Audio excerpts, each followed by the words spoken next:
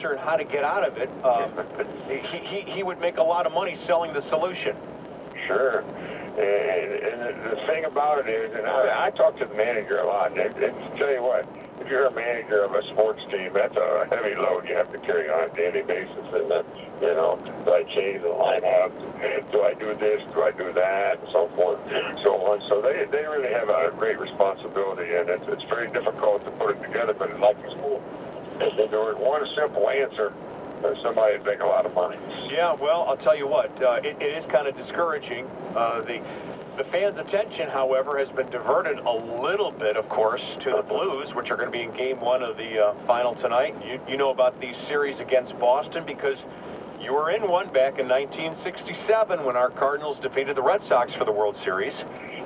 And I remember the 46 team, and I had a little, you know, I played for Johnny Pesky, and he was a big part of that 46 team, and they really had a great team that the Cardinals beat in 46. You know, the Cardinals had a heck of a run, too, in the early 40s. But, and so it was a little special for me to play against the Red Sox, because I had a little knowledge of their organization. Yeah, no doubt. You know, one interesting thing for me, too, regarding Boston is that Bob Ray, the late, great Bob Ray, told me once that when he was covering either the Browns or, I guess it would have been the Browns, yes, of course, because they were in the American League playing the Red Sox, he said nobody wanted to visit Boston because it was kind of a dump. They had a seedy area called Scully Square. It was not a very nice city to visit. And it was the one town that the sports writers dreaded going to. And I kind of find that interesting because if any urban area, Mike, has reinvented itself, it would be Boston, Massachusetts. There's no doubt about it. You know, down on the wharf, and it's fantastic. It's a lot like San Francisco. Those two cities are, you know, one on the East Coast, one on the West Coast. They're similar in a lot of ways. Yeah, no doubt. Now, so where are you going to be watching the game? At your restaurant? No, I won't be at the restaurant, but it'll be on, and we've had some big crowds for that. It's really been a boom for the city, there's no doubt about it. Oh, yeah. Okay, so the restaurant, by the way, we keep talking about all the great items on the menu. We never mentioned that Mike's restaurant in Edwardsville actually has a very extensive kids menu, including, I can't believe I see this, because I was checking this out. You've got a filet, a 4-ounce filet, with broccoli, cheddar cheese, mashed potatoes, and seasonal fruit for the kids. When was the last time you saw a steak on a kid's menu? Well, not very often, but they really mostly go for the cheeseburgers and the fries, as you well know, Charlie. Yeah, I can see that. The mac and cheese, broccoli, and seasonal fruit is $6, and your grilled cheese, broccoli, French fries, and seasonal fruit is just $6. And you could, of course, you got chicken tenders. Got to have that for the kids too. Yeah, sure. Man, you're pulling out the stops. Well, now you're not open today, are you? Oh yeah, we're open all the time, Charlie. Okay. And we'll have a big crowd. We'll have a big crowd tonight for the hockey game. Oh, so the game's going to be on at Mike Shannon's, of course, at the airport and in Edwardsville. Most definitely. Oh, good enough. Well, why don't we do this? We'll say goodbye right now. Hope you have a wonderful holiday. The Phillies against the Cardinals tomorrow. We'll talk on Wednesday, and we'll also talk about the Blues' victory over the Bruins tonight. That sounds like a heck of an idea. And let's don't forget what this day is all about, and the sacrifice, the great sacrifice that has been going on and continues to go on. Well, you're absolutely right. And I said this earlier, right across the street from us is the Soldiers Memorial in downtown St. Louis, and you can go in there, and they've etched the names of all the St. Louisans who made the ultimate sacrifice, died while serving their country, and etched in memorial on the walls there. And it's actually, when you see the number of people who died serving their country, it's very sobering. It really is. And so our thoughts to them and their families, of course.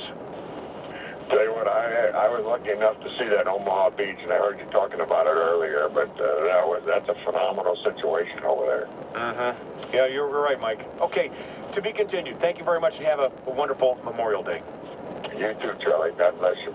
The Wine Line today is sponsored by John Morelli at Morelli Tuck Pointing, 314-444-3000. If it's on your mind, you can get it off your chest, and I know a lot of you do. Let's see what people have to say for this Memorial Day version of the Wine Line. Here we go. Charlie, I'm trying to figure out if the tornado in Jefferson City is God's wrath for the abortion bill. I am not a theologian, but I doubt it, because those who took it on the chin had nothing to do with anything the legislature did, pro or con.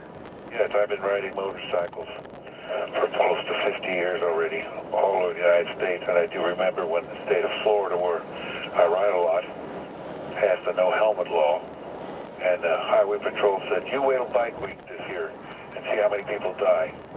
Well, less people died that week, and less people are dying down there because they're not wearing helmets. That, thanks for the call. I'm a little suspicious of that taking off the helmet allows people to survive accidents, but we'll discuss that on another occasion. Missouri just repealed the helmet law, except for those who have insurance.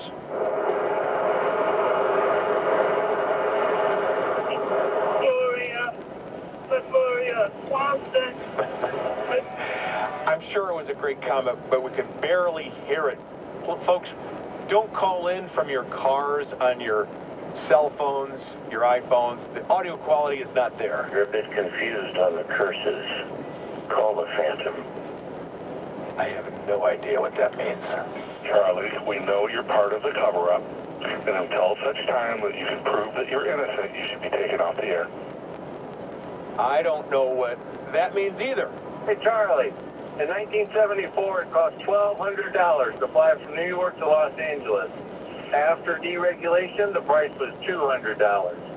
Let's get the government out of Lambert, save some money. Let's privatize. Well, privatization is good as long as you have competition, and that's why flights, the fares went down after deregulation. Hey, Charlie, 7 a.m. Saturday on Memorial Day weekend, Highway 270 eastbound at Lindbergh, May of 16 on a regular license plate. How in the world is that even possible? You know what? The expired tags are becoming the norm. Yeah, Charlie, this is Friday night. 11 people in the St. Louis area were shot. This is like a war zone. I think if you pull a gun and you're convicted of shooting somebody, you should get 20 years minimum jail time. Yeah, we had a rough weekend in St. Louis. We'll talk about this tomorrow. Hi, Charlie. This is Loretta calling you to talk about the Kiwanis Club of Jennings, Missouri Kids Fishing Derby at Keeneman Park, Saturday, June 8th, 2019. Prizes and gifts will be given away. You have to have the community to come out. Loretta, thanks so much. It looks like we have time for one more. Charlie, the other day you said Bob Costas was